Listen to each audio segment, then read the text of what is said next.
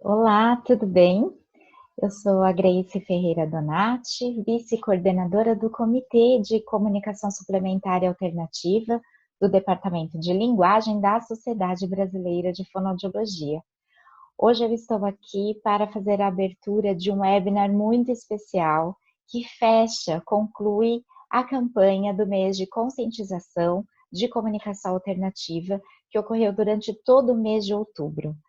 Eu tenho certeza que a gente vai continuar fazendo ações importantíssimas para levar mais comunicação alternativa para todas as pessoas que não têm voz, que não se comunicam por meio da fala ou não totalmente de forma funcional. Nós fizemos ações lindas, com o envolvimento de muitas pessoas, de muitas mãos, e é só assim que eu tenho certeza que nós conseguiremos mudar um cenário, avançar, né, no cenário da comunicação alternativa no Brasil. E aí, hoje, nós temos aqui 3 pessoas muito especiais para falar dos usos da comunicação alternativa na condição, né, nas particularidades das afasias e da esclerose lateral amiotrófica. Então, eu vou apresentá-las para vocês, com quem vocês permanecerão aí durante este webinar todo, né?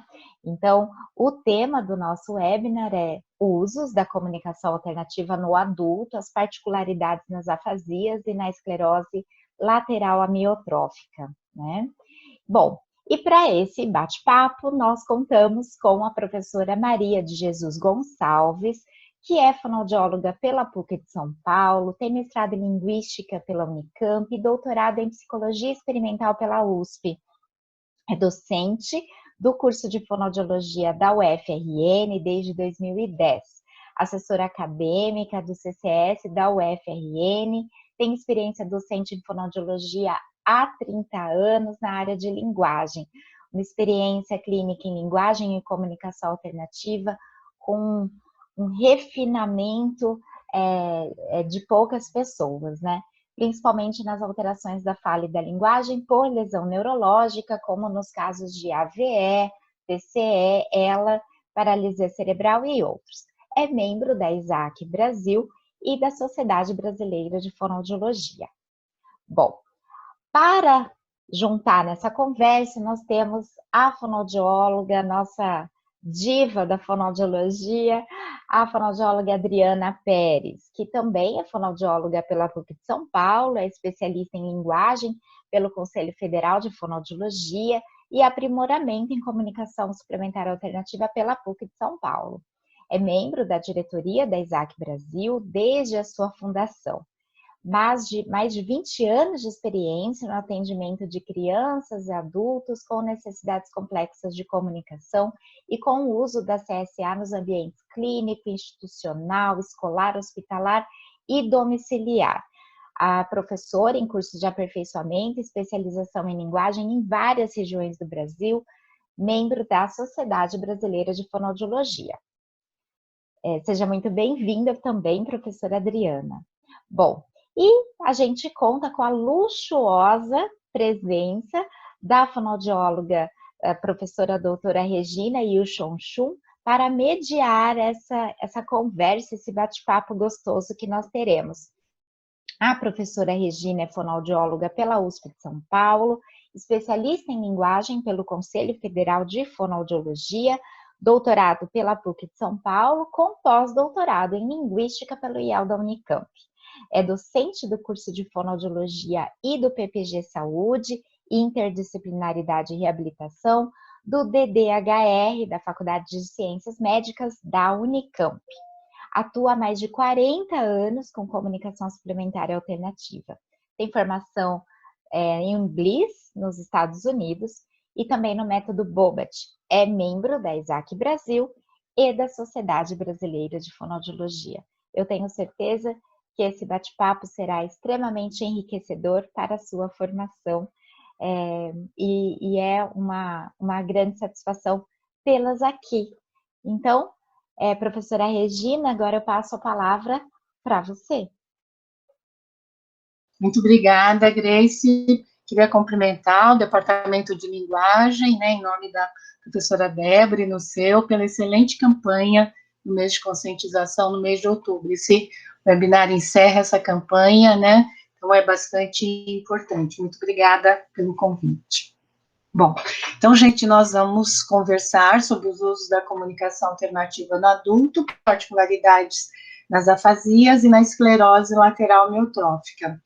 Aí, para começar essa conversa, eu gostaria de pedir para as nossas excelentes convidadas contarem um pouco como é que foi o encontro de cada uma com a comunicação suplementar alternativa nas afasias e na esclerose lateral amiotrófica. Então, quem quer começar, pode ser a Adriana ou a professora Maria de Jesus. Pode começar, Maria. Bom,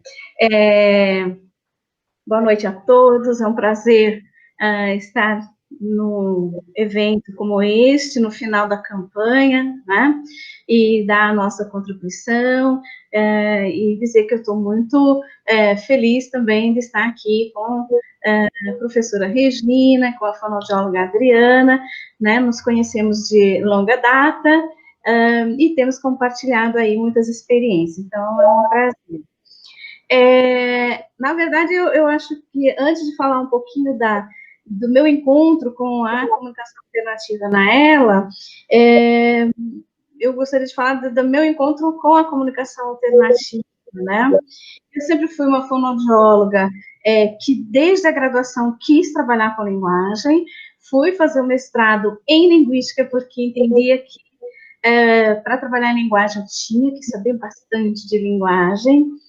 E o meu encontro com a comunicação suplementar e alternativa foi durante um período que eu estive em Portugal, num estágio, num centro de reabilitação, e nesse período o professor Lyle Lloyd foi dar um curso em Lisboa de comunicação alternativa, e esse curso começou a me mostrar em um universo imenso da comunicação alternativa, e aí na volta ao Brasil, eu acabei enveredando aí, estava no momento de iniciar meu doutorado e enveredei pela comunicação alternativa. É muito interessante porque, para mim, a comunicação alternativa, desde sempre, ela foi muito ligada à linguagem, né? Para mim, eu via atuação, né? E me interessei em atuar em comunicação alternativa porque, para mim, tudo era linguagem, né? E esse encontro com o professor Lloyd foi muito interessante, porque em 96, quando eu fui apresentar um trabalho no congresso da ESAC Internacional em Vancouver, ele foi ver o meu pôster e eu disse a ele, o senhor sabe que me iniciou na comunicação alternativa? E ele disse assim, não diga como. E aí eu lembrei-o desse curso. Com ela especificamente, foi com a nossa colega, Ana Lúcia Chiappetta, que trabalha com disfagia e que tinha uma paciente que ela atendia e chegou um momento que precisava de comunicação alternativa. E então, foi assim, muito interessante compartilhar esse atendimento com a Ana Lúcia, trabalhando a questão da disfagia, vendo essa preocupação com a comunicação da paciente e encaminhando para mim. E foi uma paciente muito interessante, porque no primeiro momento que foi apresentada a comunicação, ela não quis, ela disse não, ela usava uma lousinha mágica, e aí vou entrar em algumas questões que virão depois. E eu disse para ela, e a senhora não quer, então, usar, era um sistema em notebook, em computador, que eu estava propondo, e ela disse assim, neste momento não. Mas, um tempo depois, o marido ligou, e aí ela decidiu o que queria, e quando eu disse, olha, era uma paciente que já estava acamada, tinha questão de custo, eu disse, podemos usar um desktop. E ela disse assim, não, eu quero um notebook igual o seu, com um acionador daqueles da Tachi, vermelho, eu quero tudo. E era uma senhora que nunca tinha mexido com o computador, né? Então, assim, são alguns mitos que nós vamos discutir que já, para mim, estavam presentes aqui nesta primeira experiência com ela. Depois, claro, que eu fui atendendo outros pacientes, nas primeiras palestras, assim, sobre comunicação alternativa na Abrela, cheguei a dar palestras também para os pacientes, usuários, e quando vim para Natal, se intensificou essa minha experiência com ela, porque existe aqui um grupo de referência que é coordenado pelo Dr. Mário Emílio, neurologista, no Hospital Universitário. E quando eles souberam que eu trabalhava com comunicação alternativa, foram atrás de mim. E aí eu acabei intensificando e hoje tenho esse trabalho bem direcionado com o grupo de pacientes aqui do Hospital Universitário. Então, eu acho que é um pouco desse caminho, para eu não me alongar mais, e só é um privilégio eu poder hoje estar nesse centro de referência, porque é uma experiência muito diferenciada daquela que a gente tem quando atende pacientes isoladamente, às vezes que em domicílio ou no seu consultório isolado, mas trabalhar com uma equipe multiprofissional, isso faz grande diferença. Então, é um pouco isso, e agora eu vou passar para a Adriana. Boa noite a todos. Para mim é uma grande alegria estar aqui, né, falando sobre um assunto que encanta a todas nós, e ao lado de duas grandes mestras, né, que foram minhas primeiras, algumas das minhas primeiras professoras na área de comunicação alternativa, principalmente referências não no atendimento de adulto, né, junto com a fonoaudióloga Helena Painhan. Então, para mim é uma honra. Eu, logo que me formei, né, durante a faculdade, assim como a Maria, eu me encantei pela área da linguagem, e pensava muito em trabalhar adorava trabalhar com equipe interdisciplinar. Eu fiz um estágio na prefeitura que me encantou por essa possibilidade, e outra paixão era o trabalho com as famílias. Então, mas eu saí da faculdade sem saber o que era comunicação alternativa. Acho que só citaram em uma aula. Um dos meus primeiros empregos foi no ambulatório do Hospital do Mandaqui, que é referência para atendimento neurológico infantil e adulto. E aí foi um desespero. Eu saí da faculdade achando que ia fazer todo mundo falar, achava que ia fazer massagem e o afásico ia falar, embora tivesse aprendido muito sobre afasia. E aí eu vi que nada disso na prática aconteceu. E ao mesmo tempo eu via que aqueles olhares, aqueles silêncios, aquelas expressões queriam dizer muito, mas infelizmente eu não conheci a comunicação alternativa nesse primeiro momento. Um dia vi um papel de um curso que era de comunicação alternativa, peguei no chão de um local, me inscrevi sem saber o que era aquilo, e eu digo que nada é por acaso. Me encantei, comecei a estudar, e até hoje nunca mais parei. E os meus próximos empregos me trouxeram várias pessoas com necessidades complexas de comunicação. Trabalhei nas casas André Luiz, instituições referência para paralisia cerebral, depois em outra instituição, e fui parar na ACD, que foi o meu grande local de aprendizado. Eu trabalhei por quase 15 anos e aprendi muito, e pude encontrar com pessoas com esclerose lateral amiotrófica e com afasia. E aí, então, poder colocar em prática o que eu comecei a aprender, e também trabalhar muito com as equipes, né? Em cada um desses lugares aprendi muito com essas equipes e com as famílias. Eu digo que o trabalho de comunicação alternativa sem a família, sem a pessoa que vai utilizar, e sem a equipe, ele não tem o resultado, né? A gente vai conversar bastante sobre isso hoje, que se eu estiver trabalhando com isso sozinha no meu ambiente de trabalho, né? Então, hoje eu trabalho no consultório, mas mesmo assim eu estou o tempo todo em contato com as equipes para que o meu trabalho possa ser mais eficiente. Muito bom. Muito obrigada, Maria de Jesus, obrigada, Adriana. Acho que vocês trouxeram questões muito bonitas da história de vocês, que vai aquecer aqui a nossa conversa. Com certeza nós vamos dar continuidade a vários aspectos que vocês abordaram, né? Aí uma das questões que sempre as pessoas têm se tratando de adulto, né? Então, quando é que a gente começa a trabalhar com a comunicação suplementar e alternativa com essas pessoas, seja nas afasias, seja na ELA? O que vocês podem nos dizer? Vamos começar pela Adriana, a gente vai trocando um pouquinho, vai ver. Eu ia sugerir. Uma coisa que eu acho importante a gente falar é o que é comunicação alternativa, né? Porque muitas pessoas acham que comunicação alternativa é uma prancha de comunicação ou é um tablet. Então, dependendo do que eu penso a comunicação alternativa, eu vou responder essa pergunta de um jeito ou de outro. Eu, particularmente, a minha prática clínica me mostra que eu posso usar sempre a comunicação alternativa com pessoas com afasia, né? Porque comunicação alternativa é o uso de recursos, que pode sim ser uma prancha de comunicação, mas pode ser um objeto concreto para ele escolher se ele quer tomar água ou um café. Eu posso usar uma folha de papel onde eu vou desenhar.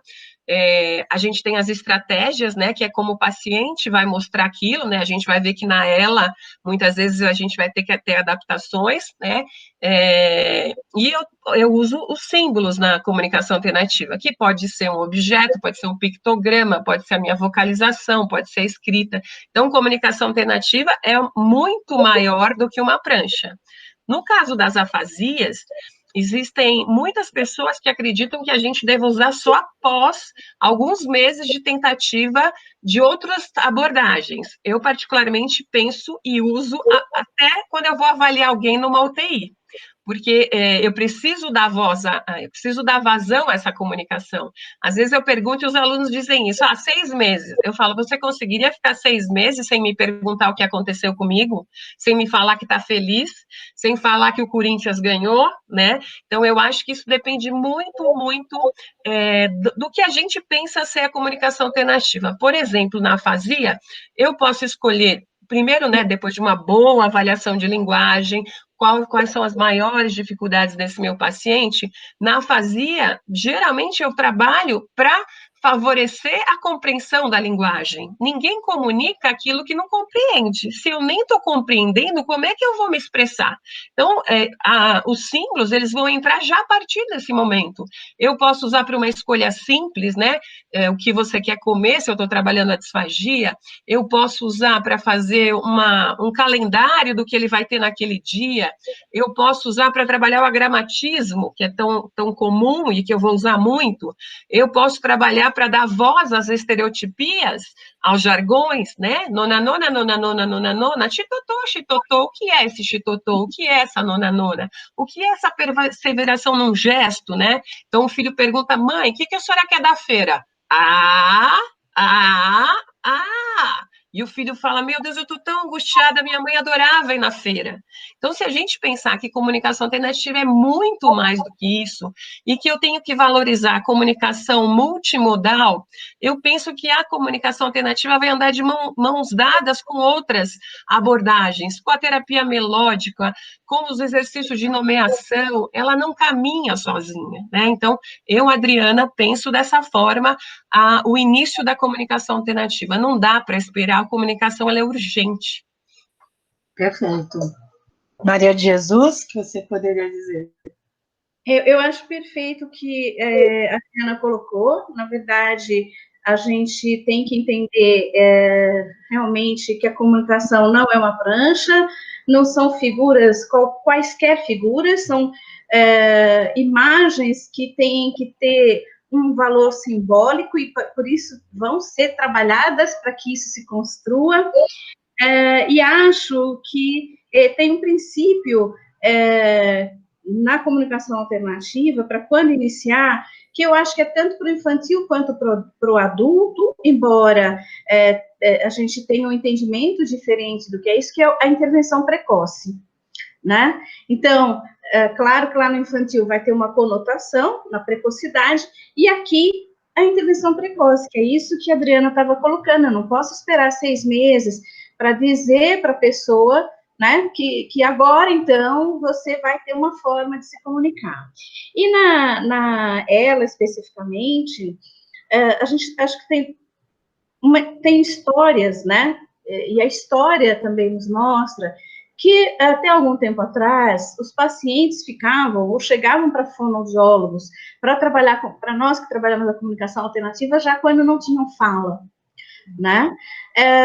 E o trabalho era muito mais difícil, a gente sabe que é muito mais difícil você trabalhar quando você já teve toda uma perda, quando o paciente já está em depressão, muitas vezes, né? E eu acho, então, hoje, né, que a gente tem que trabalhar isso com os meus pacientes e com os pacientes que a gente acompanha no hospital, de preparar o paciente, de conversar com o paciente, de intervir precocemente, e aqui no precoce, na ela, é antes da perda, né? Antes da perda. Então, eu fico muito feliz quando eu chego lá e tem um paciente que ainda fala, que está com uma dismetria leve, isso me deixa muito feliz, porque eu sei que o prognóstico, que o trabalho vai ser muito mais tranquilo, e vai ter muito melhor resultado do que aquele paciente que já chega, às vezes, com uma, ela, né, do tipo bulbar, que já chega sem fala, né? Então, o trabalho, ele na ela, hoje tem sido muito de nós tentarmos preparar o paciente. Por quê? Porque ela é uma doença que é progressiva, né? E essa característica diferencia muito da afasia, né? Então, a gente tem paciente que ele vem, ainda fala, dali um tempo, ele começa a ter uma fala disártrica, até um ponto de ficar ininteligível, e esse período todo, a gente tem que trabalhar com o paciente a preparação, a sensibilização, de tentar mostrar e, assim, explicitar o porquê da comunicação, o que vai acontecer com ele, qual a importância disso, porque se a gente não trabalha, e não trabalha o sentido disso, o paciente ele vai ter muita dificuldade em aceitar, né? Que a gente vai também discutir provavelmente essa questão para frente, porque são temas muito recorrentes. A gente tem paciente que você propõe e ele não aceita, ou a família não aceita, né? Então, eu acho que a gente deu uma boa... tem uma mudança hoje já de abordagem dos fonoaudiólogos que trabalham com a ela, de tentar trabalhar com o paciente enquanto ele ainda fala, né? E daí para frente poder, inclusive, a gente sabe hoje já de pessoas que trabalham com a gravação de voz do próprio paciente para depois poder ter uma maior identidade. A nossa voz é uma digital, né? Ela nos identifica. Então, poder trabalhar com isso é uma questão importante. Eu acho que a gente também já teve avanços, porque antes a gente tinha, por exemplo, síntese de fala, só tinha voz feminina, e era um problema, porque o paciente né, do sexo masculino, quando você dizia, mas é o sistema, então ele já não ia falar como antes. Aí você ainda apresenta uma fala que é feminina, era um caos para a gente trabalhar. Era o que a gente tinha e a gente acabava fazendo, mas eu acho que a gente teve avanços importantes aí da tecnologia que nos trazem melhoras para esse quadro. Então, acho que é assim, sempre precocemente. Sem dúvida alguma, eu acho que você trouxe uma questão importante agora, Maria de Jesus, que é a possibilidade da gravação, né? Hoje os dispositivos aí de comunicação alternativa permitem isso, então permite você fazer um banco de dados da voz da própria pessoa, né, como você falou, por uma questão de identidade, né, e acho que vocês duas trouxeram uma questão muito importante também, de que qual é o conceito mesmo, né, de comunicação suplementar alternativa, que não é só uma prancha, que são todos os recursos, são todas as modalidades de comunicação, né, toda a forma de se comunicar é importante. e aí já existem vários trabalhos, muitas evidências científicas mostrando também a importância, como vocês abordaram, da intervenção hospitalar o mais cedo possível, inclusive para poder diminuir os custos, né, de hospitalização. Eu gostaria de deixar indicado aqui para as pessoas que assistissem o ISAAC filme, né, ISAAC, o festival de filmes que teve, que tem inclusive uns casos que contam exatamente isso, uma pessoa que foi hospitalizada por 20 dias, sem comunicação alternativa, ela estava totalmente lúcida, totalmente acompanhando o que estava acontecendo com ela, mas ela não poderia falar, nem dizer de como ela estava se sentindo.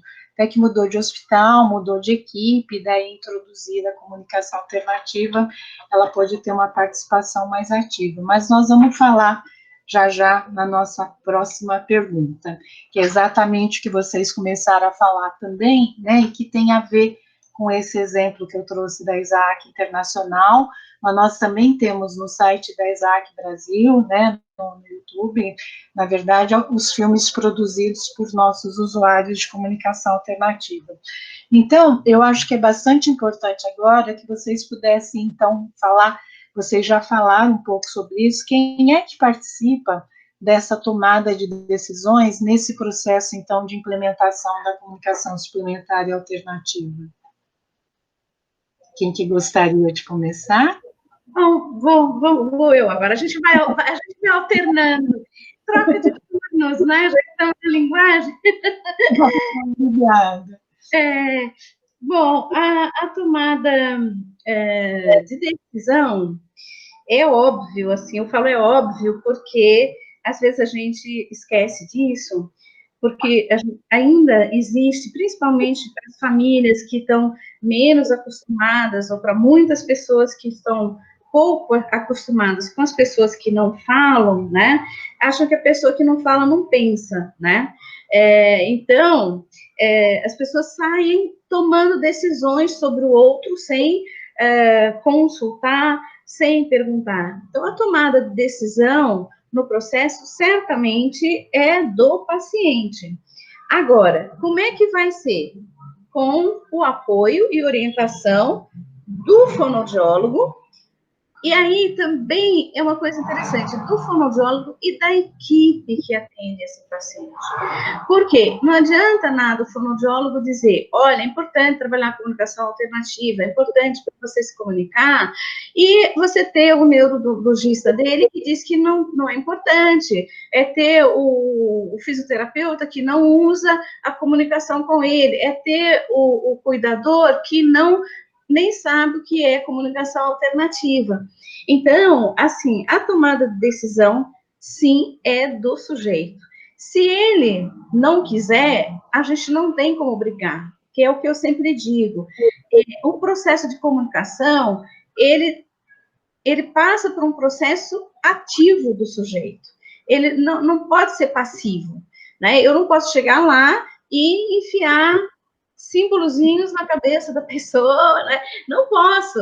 O nosso trabalho de fonoaudiólogo exige essa atividade, essa participação ativa do sujeito no processo de comunicação. Então, a gente tem que ser muito, muito convincente, mostrar todas as possibilidades para esse paciente, para que ele tenha condições de, no exercício da sua autonomia, poder definir se ele vai usar ou se ele não vai usar. Porque tem uns que vão dizer que não querem. E como é que a gente vai obrigar alguém a usar? Se não for pelo convencimento, pela explicação do que se trata, né? A pessoa não tem a obrigação de saber o que é comunicação alternativa. Quem tem que saber somos nós, que estamos apresentando. E nós é que temos que ter essa capacidade de sensibilizar e de levá-lo a essa tomada de decisão, mas sempre respeitando a autonomia. E aí, nesse processo também da tomada de decisão, daí vem a coisa, por exemplo, do porquê, da importância na ELA, da gente trabalhar antes dele perder a fala. Porque enquanto ele tem uma forma de se expressar, ele pode justificar, contradizer, e falar tudo o que ele está sentindo em relação a isso antes dele ser um usuário, né? Então, ele pode tomar a decisão de qual tipo de sistema, daí a importância de nós apresentarmos as possibilidades, porque não sou eu que pego e acho assim, esse sistema é muito legal para esse paciente, então é isso que eu vou apresentar para ele e vou mostrar. Não, a gente tem que fazer um trabalho de mostrar as possibilidades, né? Até eu penso que no decorrer, em algum momento, falaremos da questão, né, de tecnologia ou não, que é uma questão, assim, também muito presente na comunicação alternativa, mas a gente tem que apresentar as diferentes formas para que o paciente possa decidir o que ele quer, com o que ele prefere, o que ele quer. A gente tem aí diversas histórias, eu tenho, provavelmente a Adriana também tem, e Regina, de pacientes que você poderia usar você até acha que seria melhor para ele uma coisa, mas ele não quer aquilo, ele quer uma outra forma.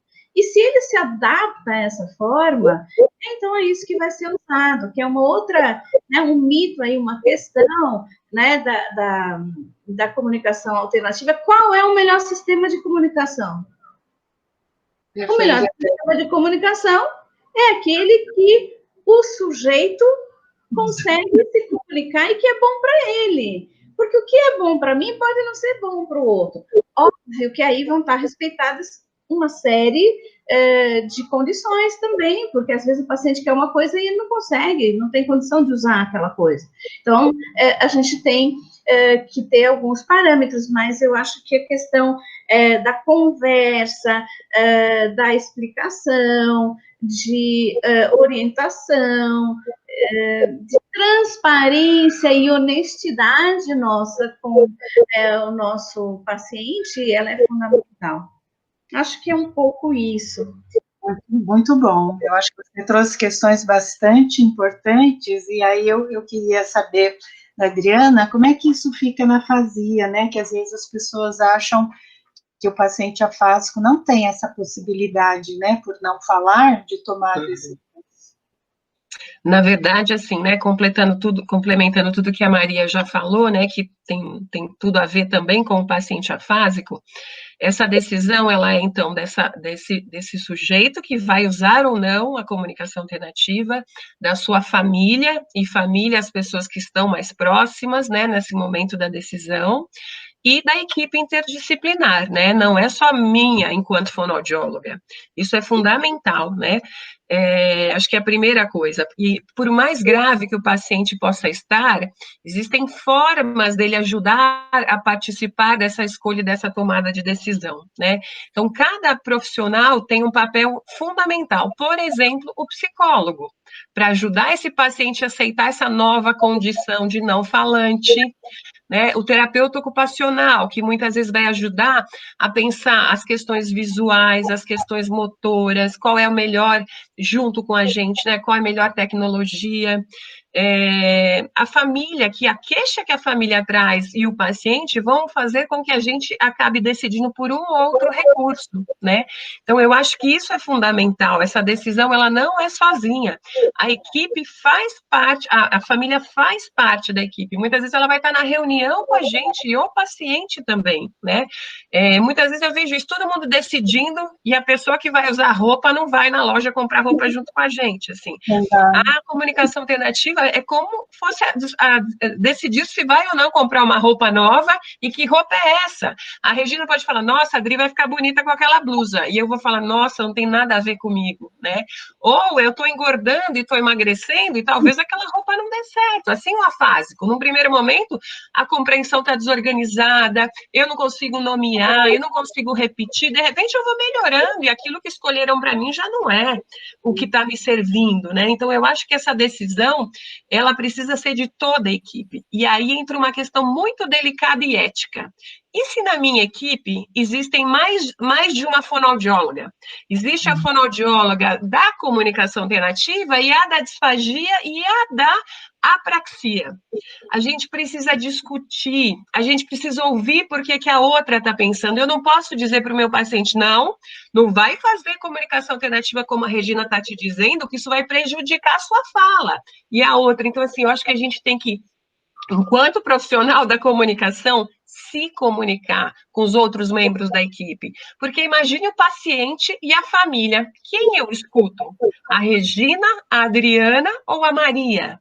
Ou o médico que está falando que não, né? Eu acho que o mínimo, a gente que é profissional, é discutir em equipe e com a maior clareza e sinceridade possível, né? E às vezes os profissionais nem sabem o papel que eles têm na equipe, porque a gente não mostrou para ele que é importante, ou porque ele não sabe o que é comunicação alternativa. E talvez o primeiro papo seja: ei, pessoal, vocês já ouviram falar em comunicação alternativa? Né? Então, eu penso que é um grande desafio trabalhar em equipe, mas que é muito bacana.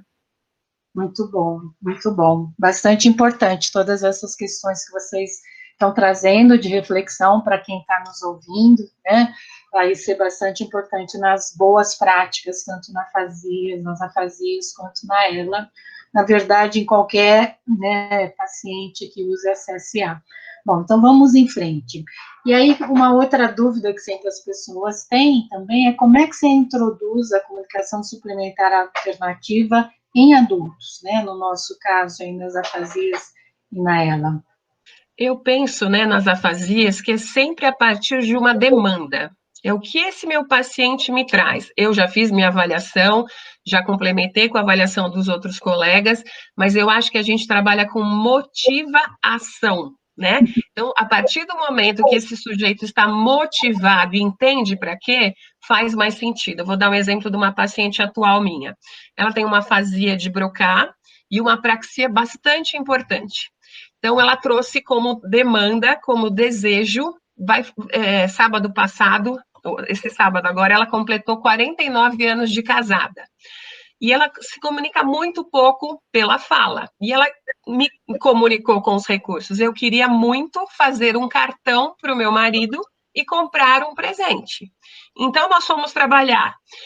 O que vamos escrever nesse cartão? O que você quer dizer para ele? E aí ela solta uma palavra, eu vou fazendo essa ponte, esse é o papel do fonoaudiólogo, eu vou dando sentido para isso, eu vou interpretando, fazendo uma série de associações, e ela fez o cartão. Obrigado por todos esses anos, pela família, né? Então ela aponta o símbolo de família, ela aponta o presente, ela vai lá e escreve, né? A TO está trabalhando a escrita, ela só conseguiu escrever o nome dela e o do marido embaixo, copiando.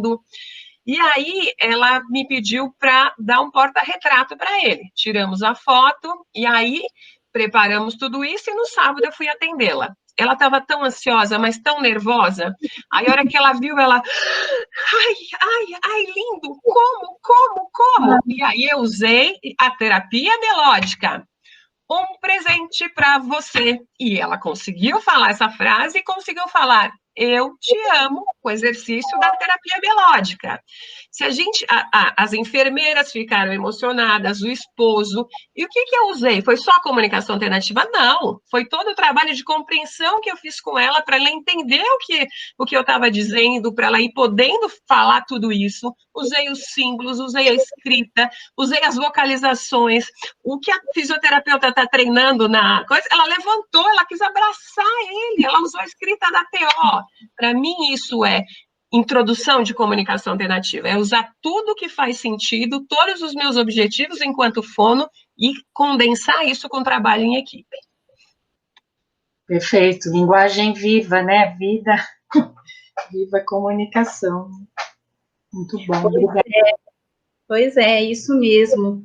Eu acho que, assim, acho que viver sem a gente se comunicar, né? Eu tenho um paciente que ele fala assim: antes eu estava em clausura, né? É você viver enclausurado, né? Eu acho que é assim, né? A gente lembra, eu me lembro até, né? Até falando um pouquinho aí da afasia, né? Das pessoas, né, Adriana, que diziam que não podia trabalhar comunicação alternativa na afasia porque o paciente era de linguagem, né? E não era de fala só, né? Então, realmente uma questão que eu fico até feliz de hoje a gente, quer dizer, eu acho que de vez em quando a gente não escuta, mas de a gente ter grandes mudanças e tendo as pessoas se conscientizando da importância da comunicação alternativa. Na ELA, né, a gente trabalha, como eu já coloquei, hoje a gente tenta fazer o trabalho de convencimento e de introdução antes da pessoa perder a fala. É claro que também na ELA, muitas pessoas, ao contrário da afasia, acreditam que na ELA geralmente não há problemas de linguagem nem problemas cognitivos, né? Tudo que a gente, os estudos, né, que têm avançado bastante na ELA, eles mostram que há pacientes que têm, sim, um comprometimento associado, às vezes, né, e que apresentam demência frontotemporal, e que apresentam alterações cognitivas. Muitas vezes, a alteração cognitiva, ela não ou às vezes até de linguagem, de compreensão, não está na base, né, da doença, mas às vezes de um processo que o paciente começa a sofrer de depressão, de uma série de questões que vão, na verdade, assim, de uma apatia até inicialmente, que depois chega, às vezes, a uma depressão. Então, a gente vê muitos casos de pacientes que, às vezes, não conseguem tomar decisões por causa da questão psíquica, e aí quando você dá entra com um psiquiatra, uma medicação, você vê que ele tem condição de tomar outra decisão, né? Porque a pessoa, quando está lá no quadro depressivo, para ela quer que o mundo acabe e acabou, nada faz sentido. Então, toda essa questão na ELA, né, um dos grandes trabalhos que a gente faz, e o neurologista, né, o chefe da equipe, né, que na verdade é o coordenador do grupo, ele sempre diz assim, olha, eu já presenciei, quando vai dar o diagnóstico, a pessoa sempre pergunta, e tem cura, doutor? Né? E ele fala assim, olha, infelizmente, essa doença não tem cura, nem aqui, nem em qualquer outro lugar do Brasil e nem em outro lugar do mundo. Ainda não tem cura. Mas tem tratamento. E o tratamento é que vai fazer toda a diferença na sua vida. Tem tratamento da fono, da nutrição, da fisiorrespiratória, da fisiomotora, do psicólogo, de uma série de profissionais que estão aqui na equipe para que você possa lidar melhor com essa doença, né? E a gente vê que isso faz toda a diferença.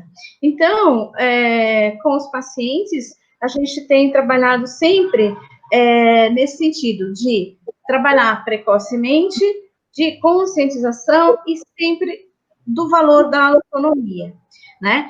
Como é que a gente faz isso? Conversando, apresentando as diferentes formas, diferentes possibilidades, e, por coincidência, tem uma imagem aqui que vocês estão vendo na apresentação, que está lá assim, 1, 2, 3, 4, 5, 6, muito pouco, mais, menos, elevar, abaixar, aumentar. Essa prancha, ela, na verdade, está faltando uma coisa aí associada a números, né, que o paciente apontava, e é um paciente que ele começou a jogar bocha adaptada depois de ter ela. E aí, quando você joga bocha adaptada, ele não tem o movimento da mão para jogar a bola. Então, eles têm uma calha onde é colocada a bola, só que para a bola fazer o efeito, tem que saber direcionar a calha. Então, eles têm uma pessoa que está com eles, que está de costas para onde está o jogo, e de frente para o paciente, e o paciente, a pessoa, o jogador, que tem que dar os comandos. Então, põe a calha um pouco, né? Aumenta, diminui, força, tá bom, passou, troca, né? Abaixa, levanta, né? Todos esses comandos para o ajuste da calha, para daí soltar a bola. Então, assim, são estratégias que a gente usa de comunicação para as diferentes demandas que vêm do paciente. Então, como você citou aí o exemplo, né, dessa coisa vital, assim, é o aniversário, eu quero dar uma... E este paciente, depois que ele começou a jogar bote, ele já foi campeão. Então, assim, antes, ele não praticava nenhum esporte, ele fala, agora eu sou esportista. E isso mostra, a gente tem tentado incentivar outros pacientes a participar dessas coisas, porque a gente vê que ele tem uma questão de socialização, tem uma questão de valorização, eu sou campeão, então, cada vez que ele ganha uma medalha, ele chega lá com uma medalha no peito, quer tirar foto com todo mundo mostrando a medalha. Então, é isso, da gente dar sentido àquela pessoa, o que ela quer comunicar, como que ela pode dizer aquilo que ela pensa, aquilo que ela sente, né? E aí, como a Adriana também já tinha colocado em relação à questão anterior, por exemplo, este paciente tem uma família que é, assim, nota 10. Então, a esposa não dirigia, aprendeu a dirigir para poder andar com o carro, levar ele para cima, para baixo. Eles viajam para os campeonatos aqui regionais e, assim, vai caminhando. Então, o que é bonito é você ver também no nosso trabalho como, quando você dá apoio às famílias, os pacientes conseguem usufruir, né, melhor da vida, né, conseguem viver com mais qualidade, com mais comunicação, com mais interação com as pessoas, né? Então, acho que é um pouco por aí. Claro que a gente não consegue dizer como introduzir em todas as circunstâncias, mas acho que os princípios gerais, né, são esses, né, que a Adriana colocou muito bem aí no início e que eu tentei aqui complementar.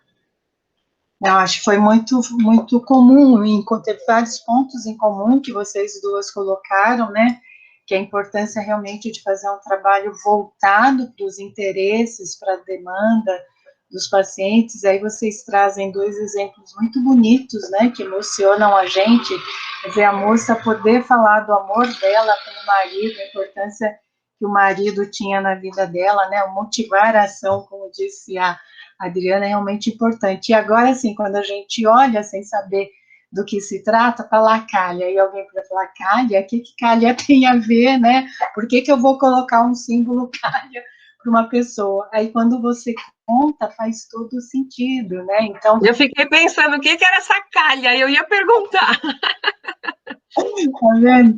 Porque a gente, aliás, eu esqueci de dizer, gente, todas as imagens foram, né, cedidas pela Adriana e pela Maria de Jesus, né, e algumas a gente pegou da própria internet, então são todas imagens autorizadas para uso. Mas quanto que é bonito a gente ver, assim, realmente, né, sair da clausura, como, né, a Maria de Jesus falou. Eu acho que as duas são muito felizes em suas colocações de trazer a comunicação e a linguagem, trazendo a vida para as pessoas, permitindo a emoção dos seus sentimentos, né, quer dizer, isso é linguagem, isso é comunicação, e, na verdade, a comunicação suplementar alternativa só vai ajudar isso. Acho que não é à toa, como a Maria de Jesus e a Adriana falaram lá desde o início, somos 3 pessoas aqui que têm, né, um grande interesse pela linguagem desde sempre, né, muito bom. Então, vamos em frente. Então, a Maria de Jesus falou um pouco da tecnologia, e é muito comum falar, né, como na hélice é uma doença neurodegenerativa, que chega até perder a fala, então é muito comum o pessoal falar, principalmente nos países desenvolvidos, do uso da interface cérebro-computador. Aqui no Brasil está se falando muito do eye tracking, né, que está representado aí nessa figura em verde, e fala-se muito, então, da importância da autotecnologia para ela, né, em contraposição ao mito de que a pessoa com afasia, justamente porque ela, dependendo do tipo de afasia, poderia ter dificuldades ou de expressão, né, ou de compreensão, e daí ela teria dificuldade no uso de tecnologias. Aí eu queria que vocês falassem um pouquinho, falasse um pouquinho dessas outras duas imagens que vocês nos mandaram. Bom, tecnologia alta ou baixa ou média tecnologia, quem que determina isso, né? Na verdade, quem determina isso é a condição do paciente, né? E a preferência que ele vai ter por uma forma ou por outra, desde que ele tenha condições para usar aquela tecnologia. Então, aqui a gente volta sempre à questão da importância do conhecimento do profissional sobre linguagem, para ele saber quais são as habilidades que esse paciente vai ter, e mesmo pensando, né, Maria, mas a gente aqui está falando de adulto, né, já tem a fala, já tem a linguagem e tal, mas a gente tem, por exemplo, adultos analfabetos, a gente tem pessoas que até são com um grau de escolaridade mais elevado e que preferem usar a baixa tecnologia. Então, assim, quem vai determinar é a condição do paciente. Condição em quê? Em termos de habilidades linguísticas, motoras, né, cognitivas, e tudo isso não é nem só a avaliação do fonoaudiólogo, mas a avaliação, muitas vezes, do fisioterapeuta, do terapeuta ocupacional, que vai nos dizer, essa pessoa tem condição de fazer uma extensão para fazer um toque na tela? Essa tela pode ficar vertical, ou ela tem que ser, né, horizontal, pode ser um touch screen ou não, tem que ser usado uma varredura, tem que ter um acionador, que acesso vai ser esse? Então, para eu determinar essas coisas, eu dependo de uma boa avaliação clínica em todos os aspectos, porque todos esses aspectos vão determinar. Então, por exemplo, esse tablet que está aparecendo aí é baseado em imagens. A gente fez toda uma adaptação do Let Me Talk, né, que é um aplicativo gratuito. Ele é bem interessante porque ele permite que a gente adapte, insira figuras, tire figuras, faça uma organização aí, em função das características, né, do paciente. E esse paciente, por exemplo, era um paciente analfabeto, que não usava computador, nem celular, nem nada. E eu fiquei, sempre que a gente pensa, né, a gente acaba querendo ou não, às vezes vem um preconceitozinho, mas não, esse paciente vai ter muita dificuldade, mesmo com a imagem, né? Mas ele aprendeu a navegar pelo sistema, a entrar, a sair. A gente foi trabalhando na terapia, introduzindo as coisas que eram de interesse dele, quais os símbolos que ele queria, quais eram as necessidades dele comunicativas, e para a gente ter ali uma possibilidade, um leque de oferta de imagens. Então, facilita muito, porque você tem imagem e também a fala. Então, a gente sabe que o paciente, muitas vezes, faz a correção pela fala. Então, se ele aciona um símbolo que não era aquilo que ele estava imaginando, né? Porque também a gente tem que levar em conta que a questão de memória para navegar pelo sistema. E a gente, às vezes, achava que ele não ia ser tão bem sucedido, porque você tem que ter realmente uma boa memória para gravar as imagens, a posição das imagens, sem ler, porque para ele o rótulo escrito ali na imagem não era, o rótulo era muito mais para a esposa, para o interlocutor, do que para ele. Mas o que a gente indicou este e não uma prancha? Porque justamente a voz aí era um fator, primeiro, que despertava o interesse, e segundo, que ajudava nessa autocorreção. Então, esse é um paciente que, se a gente olhasse, né, por parâmetros mais, vamos dizer, arcaicos, a gente diria, não, esse paciente não pode usar tecnologia, não vai se sair bem, tem que, até nem sei se está certo. E, na verdade, a gente também precisa acabar um pouco de ter esses pressupostos de que, não vai dar certo, o paciente não vai conseguir. Com esta habilidade ele não vai. Muitas vezes, né, a gente se surpreende.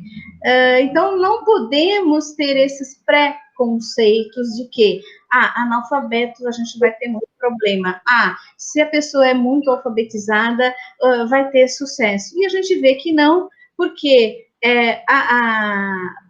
o uso adequado da comunicação, ela depende de uma série de questões, que vão desde a seleção, o uso, a implementação, e depois, né, os fatores psíquicos, de interesses, né, os desejos de cada um, né, como é que eu vou, e esse era um paciente que não faltava, que é uma outra coisa que é importante a gente falar, que quando a gente não pega o sistema pronto e dá para o paciente e ele sai se comunicando, que é outro mito. Eu já ouvi muita gente falar assim, dá aí uma tabelinha para o paciente para ver se ele se comunica. Aí a gente fala, que tabelinha, né? Não é tabelinha, aí você vai explicar tudo. Por quê? Esse paciente conseguiu usar porque era um paciente que não faltava na terapia. Ele vinha com a esposa, vinha feliz, né? A alegria dele, quando ele começou a usar e a ouvir aquilo que ele estava querendo dizer, é uma coisa linda de ver, né? Então, assim, para ter sucesso no trabalho, não basta eu dar para a pessoa, eu tenho que fazer um acompanhamento, uma terapia, para que aquelas coisas todas ali façam sentido e consigam ser usadas com funcionalidade da comunicação. Então, acho que é um pouco essas questões gerais. Eu tenho certeza que a Adriana tem bastante coisa para complementar aí. Obrigada, Regis. A Maria já levantou questões super importantes, né? Primeiro, em relação ao preconceito de que vai dar super certo, ou que não, ele não vai ter jeito. E em relação à afasia, vamos pegar um exemplo simples. Um paciente que quer dizer, eu quero beber água gelada. Parece tão simples, né? Eu vou pegar o tablet, vou lá nas grades, eu quero beber água gelada. Não vamos esquecer que ele é afásico, ele tem um déficit na comunicação simbólica. Primeiro, eu preciso saber, eu quero. Eu quero, ele deve estar lá no vocabulário essencial. Depois que eu usar o eu quero, eu preciso lembrar que beber é um verbo, né? Então, tem toda a questão da sintaxe, tem toda a questão da pragmática, tem toda a questão da semântica, tem todas as questões cognitivas, como a Maria já levantou, eu preciso ter atenção visual, a minha memória de curto e longo prazo, eu preciso ter todo o planejamento executivo de prancha em prancha. Segundo, as palavras precisam estar lá, a comunicação, ela não é previsível, às vezes a gente treina, né? Olha, se alguém te perguntar isso, você vai aqui, ó, tum, tum, tum. Só que às vezes ele perguntou de um jeito diferente, ele comentou o que você falou, é totalmente diferente. Então, assim, e o nosso paciente tem mais uma questão, né? Muitos afásicos lutam para conseguir fazer a relação entre o copo de água com o pictograma copo, com beber, e ainda para dizer que estou com sede, né? E não é qualquer água que eu quero água gelada, porque eu gosto de água gelada, né? Então, assim, como a Maria falou, não adianta eu dar um tablet. Eu li um texto outro dia que eu achei muito legal, né? Não adianta você dar o peixe para o afásico, né? Tirei o som só um pouquinho, que eu moro bem perto do aeroporto. Então, eu posso dar o peixe, eu mato a fome, mas no caso do afásico, o tablet talvez não mate a sede de comunicação, né? Ele precisa aprender como pesca, como usa o tablet, como acessa as palavras, como é que organiza o discurso, né? E, ao mesmo tempo, o parceiro de comunicação também precisa saber usar a tecnologia. As pessoas não têm paciência, nem com quem não tem afasia para ensinar, porque a gente tem tido resultados muito bacanas com a básicos usando tecnologia, cada um no nível que consegue, mas eu preciso ser um bom parceiro, eu preciso modelar, né, eu preciso mostrar como usa, e não modelar no sentido, só pode usar assim, mas eu preciso, né, assim como eu, para aprender o inglês, preciso conviver com alguém que fale inglês, né, a mesma coisa é a tecnologia, né, então, assim, a gente precisa mostrar como é que utiliza, né, e a tecnologia, para mim, ela nunca tira a importância de uma baixa tecnologia. Acaba a bateria, o tablet cai. Quando a gente tem os congressos internacionais, né, Regina e Maria, às vezes a gente vê pacientes de fora que têm um poder aquisitivo muito alto, que a gente nem discutiu isso, que também conta, né? E eles trazem uma folha A4. E aí a gente fala, por que você não trouxe computador? Ele faz assim, olho no olho, papel muito melhor, né? Como eu dissesse, a tecnologia ela é bacana, mas a interação é muito maior.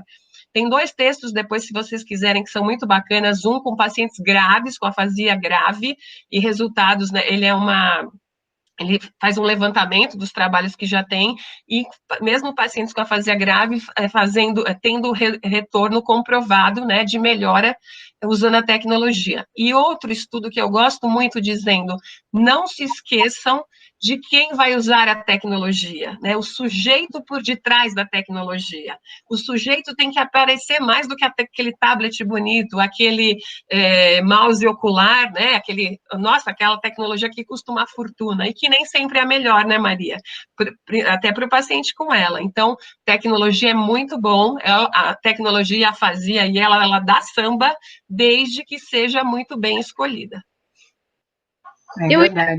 Regina, eu só ia complementar em relação a essa questão da tecnologia que a Adriana colocou. É isso mesmo. Você tem que formar novos esquemas cognitivos para poder usar esta forma de comunicação. Porque antes você falava, e todo o circuito é auditivo verbal aqui. Aí, e o olho, eu posso fazer outras coisas enquanto eu me comunico com o visual, eu tenho que parar para o visual. O interlocutor também, ele se esquece que ele tem que olhar, muitas vezes, se for um sistema que não tem voz, ele vai ter que ficar o tempo inteiro concentrado no visual, porque se ele dispersar um segundo, ele perde a informação. Então, toda essa questão de processamento de informação, ela precisa de formar novos esquemas, né? Se não formar esses esquemas, eu não consigo.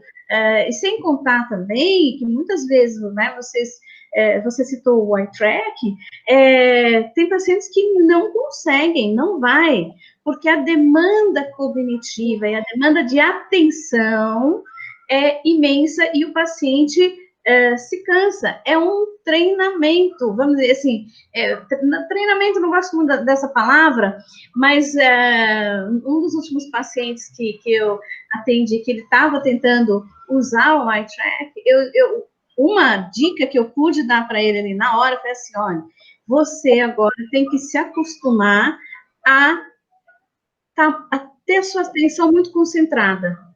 O seu olho tem que se concentrar ali, porque se você não aprender a controlar o olho lá, você não vai conseguir usar. E aí ele deu uma melhorada, que é isso, a pessoa às vezes está olhando e não tem isso, quem tem que dar esses indicativos, então, por exemplo, essa questão do focar, do olhar, do parar, e vamos combinar, o nosso olho não é treinado para fixar, né? A gente não está treinado para fixar constante.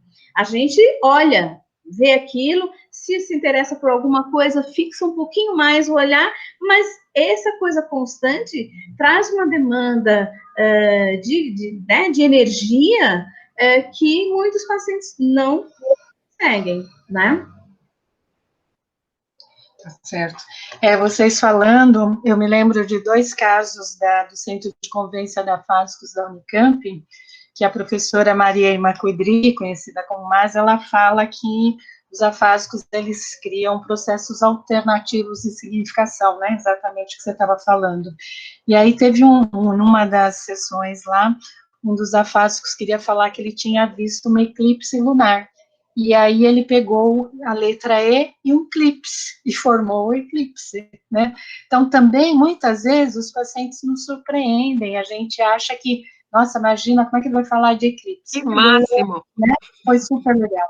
E teve um outro paciente que virou a tese de doutorado da nossa amiga Elenir Fedossi, né, fonoaudióloga que também tem uma larga experiência com as afasias, que é de um poeta afásico, né, ele já era poeta antes de se tornar afásico, e ele continuou escrevendo as poesias dele no computador, né, que aí as palavras que ele não conseguia achar, ele buscava no dicionário do computador, isso ajudava muito. Então, eu acho que é o que vocês duas já falaram bastante aqui, depende muito das condições de cada paciente, né?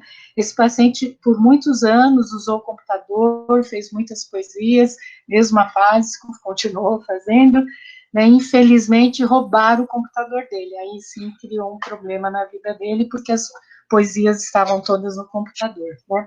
Mas vamos para frente. Vamos falar Não, exemplo. Posso dar um exemplo? Você tem um exemplo aí que me lembrou de uma história assim que me emociona muito, né? Porque é uma paciente que não está mais, né, entre nós. É uma menina com paralisia cerebral. E ela, um dia a mãe me chega contando a seguinte história, para a gente ver como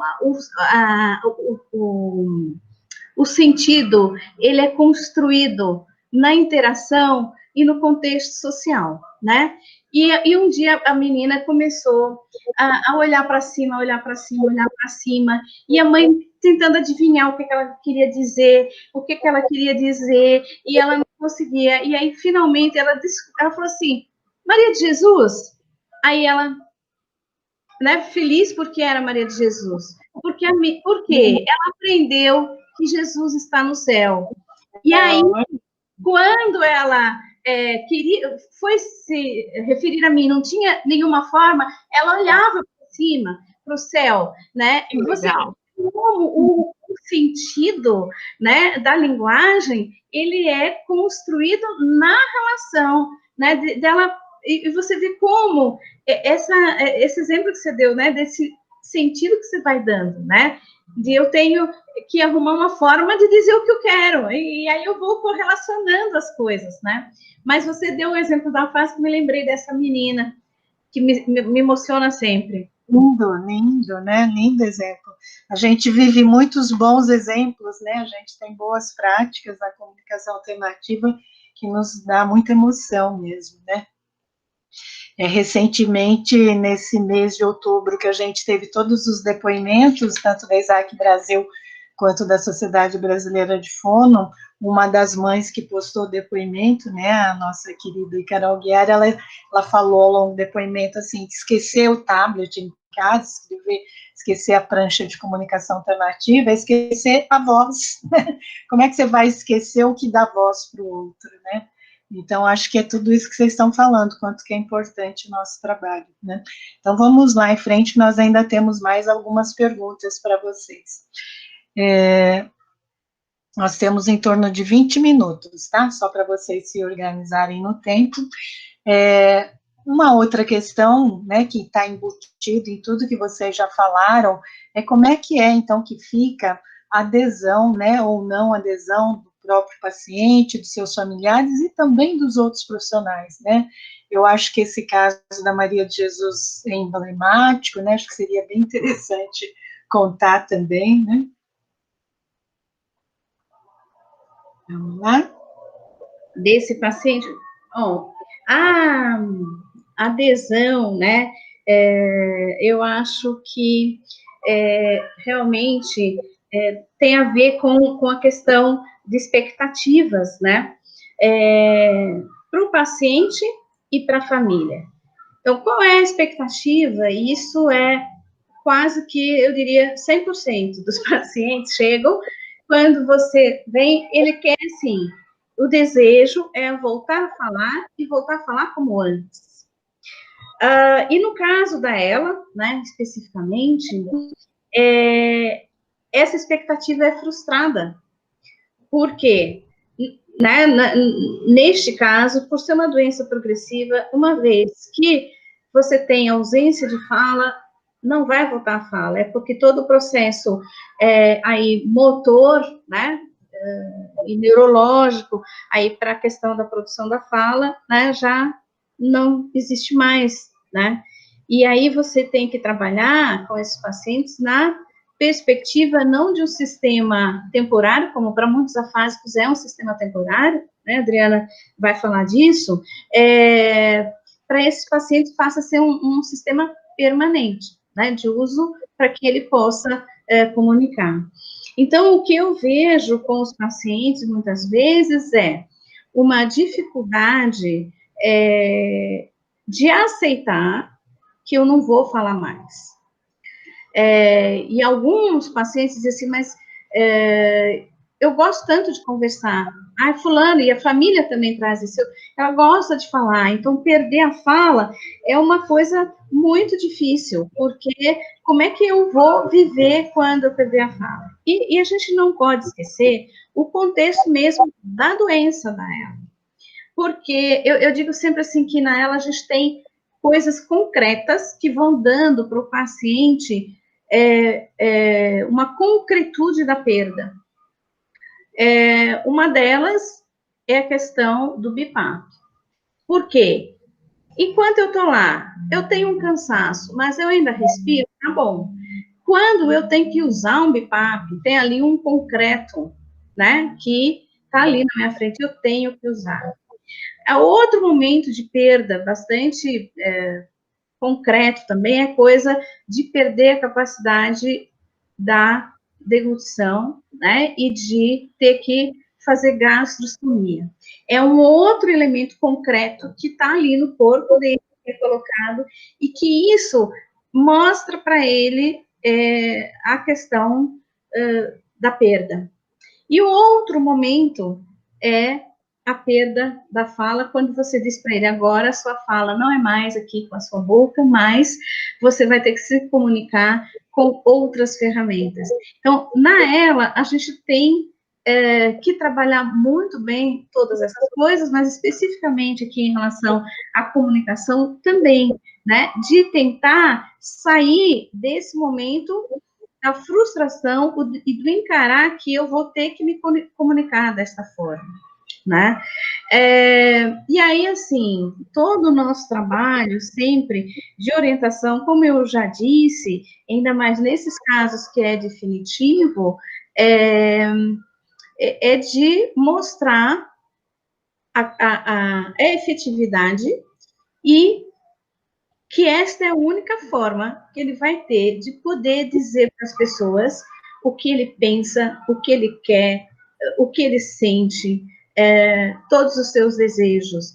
Então, assim, e aí quando você vai pontuando essa conversa, que não é uma conversa fácil e que é uma conversa que leva muitas sessões, né? É um processo, né, de trabalho. O paciente começa a mostrar aí a importância da comunicação. Então, por exemplo, eu tive paciente que diz assim, esse mesmo paciente que falou que estava enclausurado, ele diz assim, se eu soubesse, ele relutava muito em usar a comunicação alternativa. E aí, quando ele, de fato, viu que não tinha alternativa, né, ele aceitou. E depois que ele dominou bem o sistema dele, ele usou o Talk Free, que é baseado em escrita também e tal, e ele dizia assim, ele escreveu uma vez para gente, se eu soubesse, se eu tivesse usado antes, eu teria sofrido menos. Eu recomendo que todo mundo use, que use bastante, né? Então, eu acho que a gente tem algumas questões em relação à expectativa, que realmente, no caso da ELA, você frustra de cara, porque eu não vou mais poder falar como eu falava. E para alguns pacientes, às vezes, a gente tem, principalmente aqueles que têm, às vezes, uma questão cognitiva associada, para ele entender que não adianta, que ele não vai falar, é muito difícil para a gente também, enquanto terapeuta, mas a gente tem que ser, como eu digo sempre, tem que ser honesto, tem que ser verdadeiro, né, e tem que dar. Esse caso, especificamente, eu acho que tem a ver né? Eu citei do outro que era analfabeto, e esse paciente era engenheiro, e ele não quis usar computador, né? E aqui ele estava hospitalizado, e a gente tinha feito uma outra formatação nesse alfabeto, que eu acho que é importante também a gente citar aqui, que muitas vezes a organização de uma prancha, dos elementos né, do sistema de comunicação, eles vão variar de acordo com as possibilidades do paciente para facilitar o uso e tornar mais eficiente. E ele perdeu o movimento da mão e aí foi internado. E ele pediu para colocar, isso aí é aquela mesinha do hospital, a gente pendurou ali e ele usava o pé para sinalizar. E foi um paciente que se comunicou sempre até o último instante dele, com a esposa, com a família, e eu vou falar esposa, família de novo, a gente tem que salientar o papel e a importância da família, porque eles é que vão ser muitas vezes decisivos para o uso do sistema, né? Família, enfim, amigos e todo o entorno do paciente, todos os interlocutores que estão no entorno do paciente devem estar aí presentes. Então, acho que em questão de adesão, acho que tem essas questões todas aí. Mas eu acho que o paciente de ela, quando ele vê que ele quer falar e ninguém mais entende, aí ele adere. A maior parte adere à terapia. Uma coisa que eu acho importante, né, a gente quando fala de adesão, não é só adesão do paciente, adesão da família, mas da própria equipe. Eu acho que a adesão mudou muito ao longo desses anos. Se eu tivesse que colocar hoje qual a adesão que eu tenho encontrado mais dificuldade, eu diria que é dos profissionais. Eu acho que a partir do momento que o paciente percebe a importância e o sentido que aquilo faz, e a equipe também, essa adesão ela aumenta, porque ele percebe que o mais importante é ele se comunicar, né? Quando a gente valoriza todas as formas de comunicação.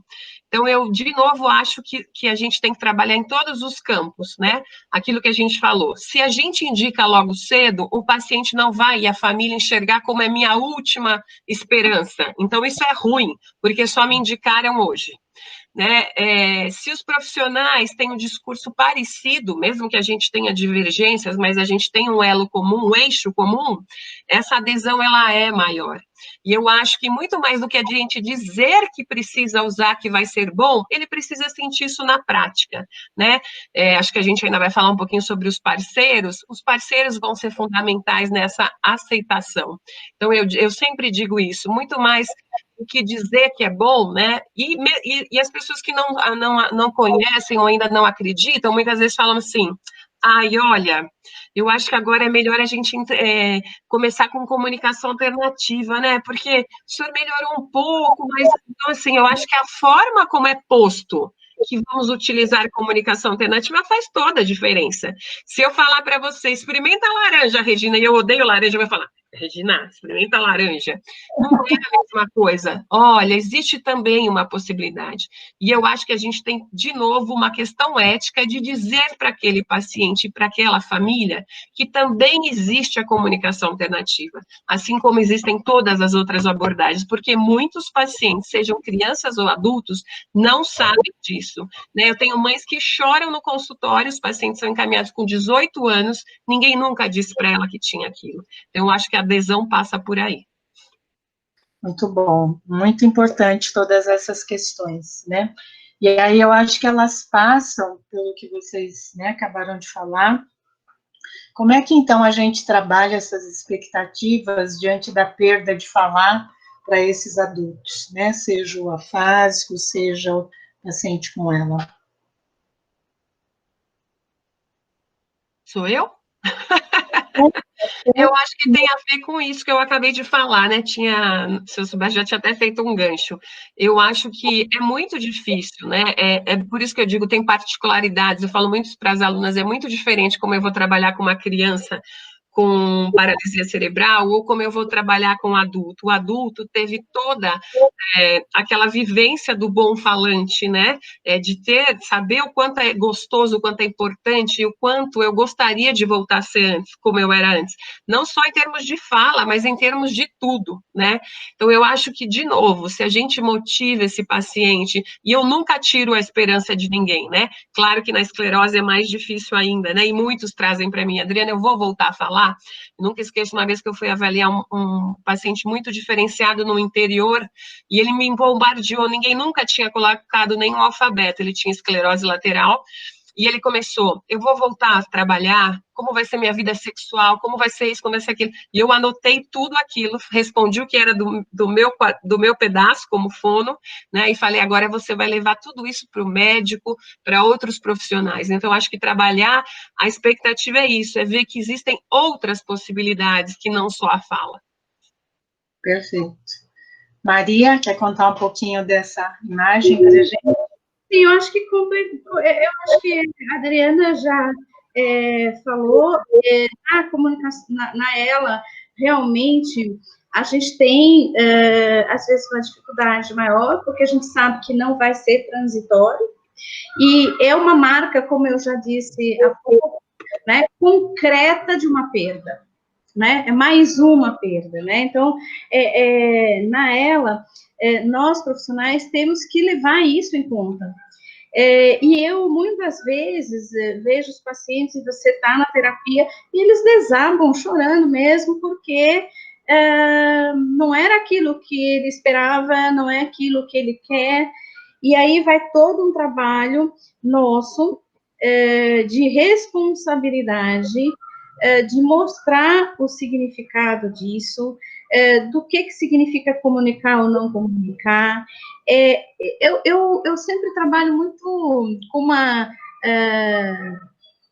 uma abordagem muito de ouvir o paciente, se ele chora, deixar chorar, e às vezes a família diz assim, não fique assim e tal, eu falo, não, deixe ele colocar para fora o que ele está sentindo.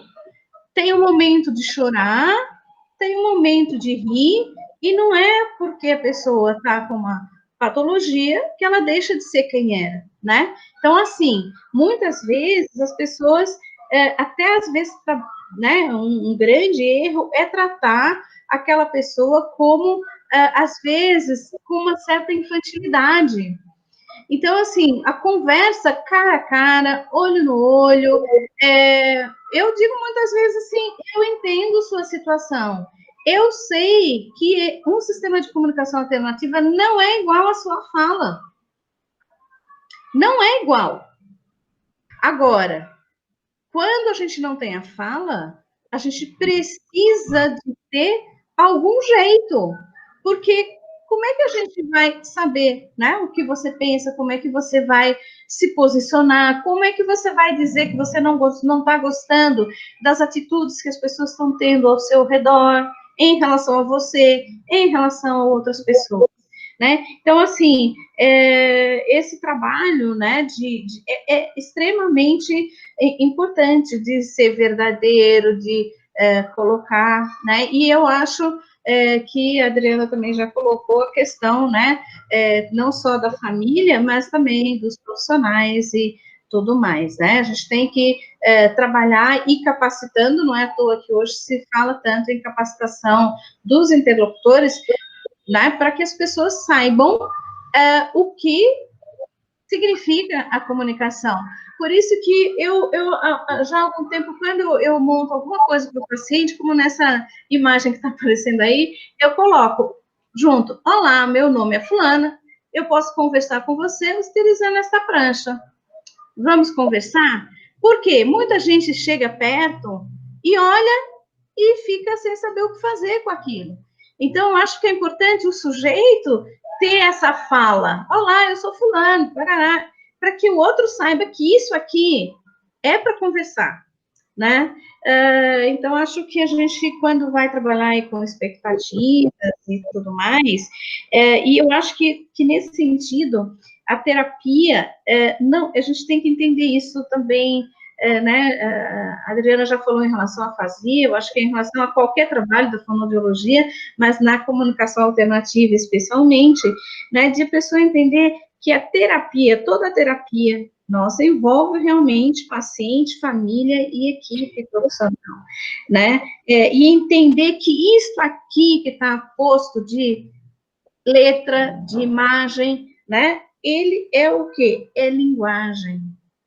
É linguagem. E é comunicação.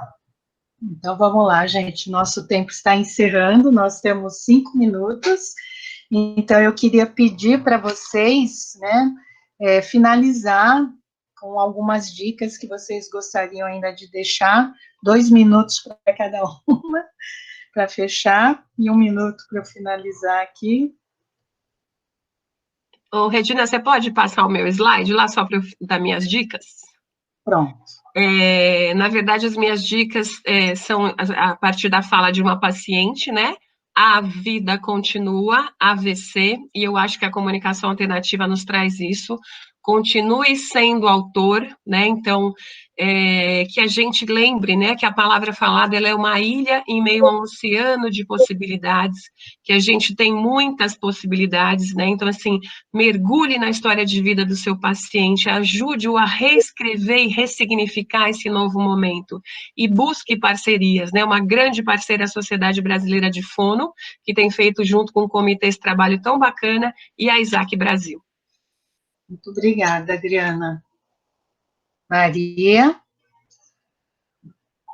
Bom, eu diria assim, né, eu acho que eu pensei aqui no conselho mesmo para quem quer trabalhar, né, com comunicação alternativa e com ela. Eu acho que a minha dica seria realmente entender quem é o seu paciente.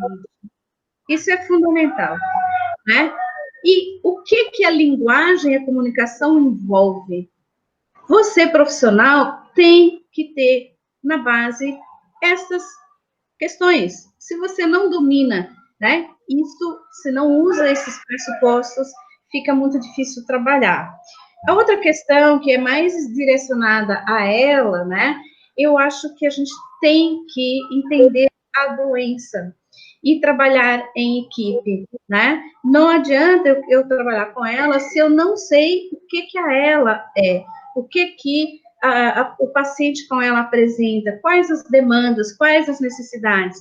Quer dizer, eu estou falando para ela, mas acho que a Adriana concorda que vale para qualquer, né, para a afasia também, né? Quem é o afásico e o que é essa questão. E o respeito ao paciente, né? O respeito ao paciente enquanto sujeito, enquanto capaz, enquanto competente, enquanto sempre partir da possibilidade, né? E quebrar barreiras, que é o que nós temos feito ao longo da nossa carreira e do nosso trabalho aí com a comunicação alternativa, o tempo inteiro quebrando barreiras, né? Eu acho que é um pouco por aí o que a gente pode dizer. Obrigado, Maria de Jesus. Gente, eu não tenho nem como agradecer, em nome do Comitê de Comunicação Alternativa e do Departamento de Linguagem da Sociedade Brasileira de Fonoaudiologia, essa conversa de excelência, de alto nível, de grande experiência prática e de vida que vocês duas trouxeram. É realmente bastante emocionante ouvir vocês duas, né? Eu acho que vocês trouxeram questões todas são importantes, fica até difícil fazer uma síntese, né? Eu acho que vocês duas já finalizaram falando que o mais importante realmente é a pessoa se comunicar do jeito que for possível para ela, que a gente respeite isso, que a gente participe da equipe, que a gente não seja a última opção, né? Eu acho que isso é uma questão bastante importante na questão da adesão, que a gente tenha realmente sempre muito respeito, autonomia.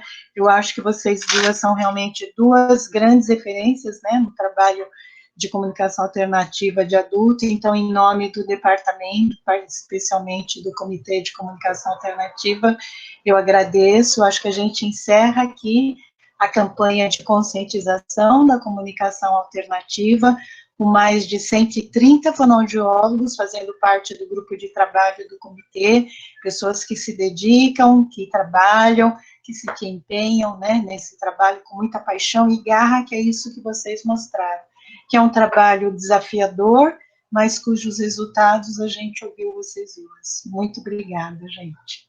Muito obrigada, Regina, pela mediação. Foi uma delícia bater esse papo com vocês. Muito obrigada, Regina, pelas suas palavras, e Adriana, né, por esse bate-bola, porque eu acho que foi um bate-bola mesmo, né, de muitas coisas que a gente comunga, né, no nosso trabalho, né. Então, realmente, eu acho que a gente está fechando outubro, né, do mês, mas vamos ficar alertas, né, manter a chama acesa, para a gente continuar aí divulgando as ações da comunicação alternativa. Obrigada. Obrigada. Visitem o site da Sociedade Brasileira de Fonoaudiologia, que tem muitos links do comitê, e visitem também o site da Isaac Brasil. Obrigada e até mais, gente. Até.